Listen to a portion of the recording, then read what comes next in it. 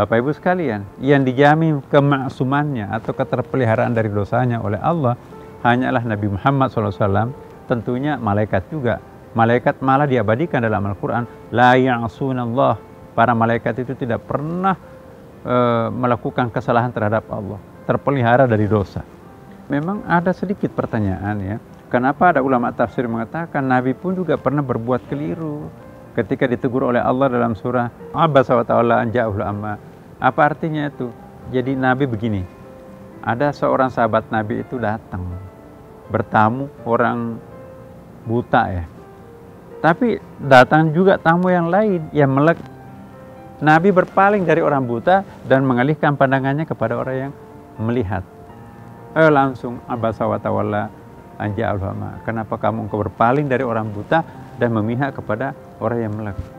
Ini kan semacam teguran, berarti Allah pun juga memberikan penilaian terhadap Nabi itu keliru. Kenapa Anda membelakangi atau menyampingkan pandangannya terhadap orang buta, padahal tadinya kan itu tamu pertamanya. Idealnya kan yang selesaikan dulu baru pindah yang satu kan.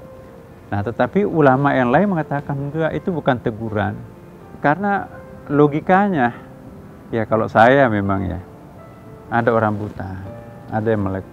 Kalau kita memalingkan muka kita kan juga nggak kelihatan kan. Tapi rupanya yang seperti itu pun juga oleh Allah itu dianggap jangan. Walaupun kita berhadapan dengan orang buta, tetap jangan kecengar-cengir mukanya kemana-mana. Salah satu bentuk penghormatan itu adalah kita bermuwajah dengan orang yang kita ajak berbicara. Message-nya kepada kita semuanya ya, bahwa kita jangan sampai nanti melakukan tindakan-tindakan yang tidak terpuji di mata Allah, meskipun tidak ada masalah bagi manusia itu sendiri kan. Nah ini pelajaran buat kita semuanya para Bapak Ibu.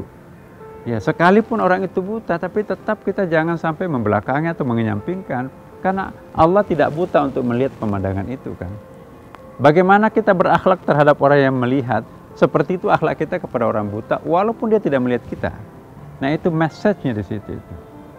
Karena itu para pemirsa yang saya muliakan, mari kita memelihara tata krama kita kepada siapapun juga, terutama kepada orang-orang yang menyandang disable itu kan, orang cacat misalnya.